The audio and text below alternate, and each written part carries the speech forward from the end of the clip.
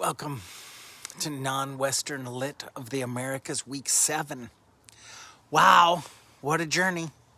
What a journey we've been on. Let's see. So this week, actually on campus, a student from this very class, but last term, came to me and she said, Chris, I never got to tell you this because I'm seeing you for the first time now, but I was viewing your videos last term and I was laughing at your jokes, and my mom came over and she said, what's that teacher's name? And I said, it's Chris Risley. And she said, well, I worked with him. So anyway, it was crazy. But listen, we are going on a new adventure this week. We're going to be looking at Mayan glyphs.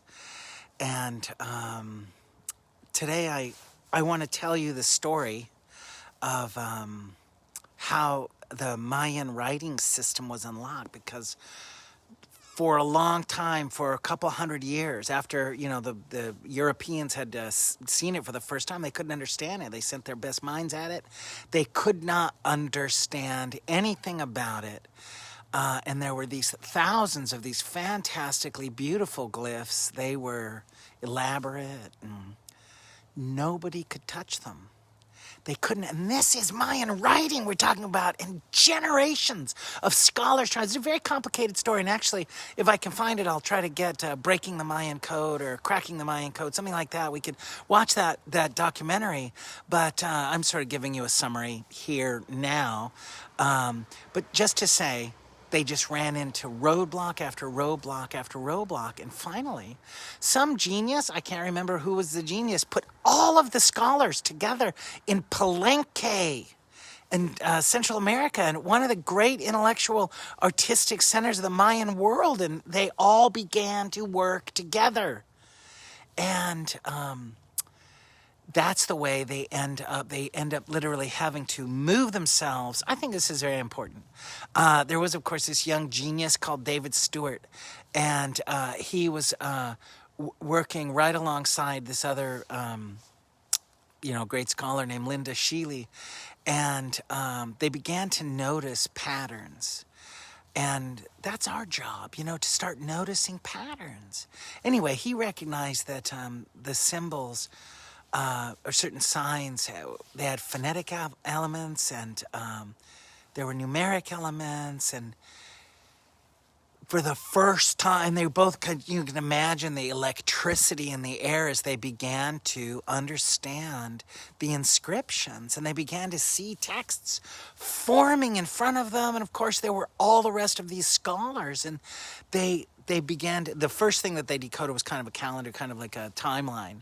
And suddenly after that, the whole system began to open up. And that's what you're going to be looking at. But it was a breakthrough that led to every single discovery moving forward, that glyphs could represent sound and meaning, that images could function linguistically, and that writing could be phonetic and symbolic at the same time. And there were visual elements. This writing is intensely artistic. It's poetic, but it's layered. And you had to understand that it was layered to understand how it works. These stones began to contain all these stories. These monuments showed dynasties, talked about wars and ceremonies and cosmology. And the Maya, who had been silent for generations and generations, finally their voices could be heard. So Mayan writing is this like beautiful mix of image and sound and symbol and art and meaning. The Mayan scribes were not merely recording words, but they were composing meaning by selecting appropriate glyphs for their harmony and their symbolism and their beauty. The writing was super creative and layered. So when you worked with Indian tales, you discovered the same principles of layering. You can see how those stories are layered. There's symbol and narrative, and it's all intertwined to express this cultural worldview. How the blending between the seeable and the unseeable, right? You see that now from where we are. And This week, we're also going to be looking at Latin American fiction. And we're doing that because there's this layered feature in Latin American fiction too. So we're looking at the glyphs and how that's layered, how this Latin American fiction is layered, how symbolism becomes central to this kind of conversation that we're having. You've already seen it in Indian tales, these miraculous transformations, speaking animals and unseen forces, like worlds connected. And it's not fantasy, it's a world view. So Latin American literature is kind of similar, and we're going to start looking at that. Next week, we're going to see a piece of magical realism by Gabriel Garcia Marquez, an absolutely favorite story. It's called A Very Old Man with Enormous Wings. And we're also going to look into the original Mayan writing, the Popol Vuh. And it's fantastic, but it's not fantasy. And we're just going to see how people, at the time that was written, they just coexisted with the explicable and the inexplicable. Our journey into this literature,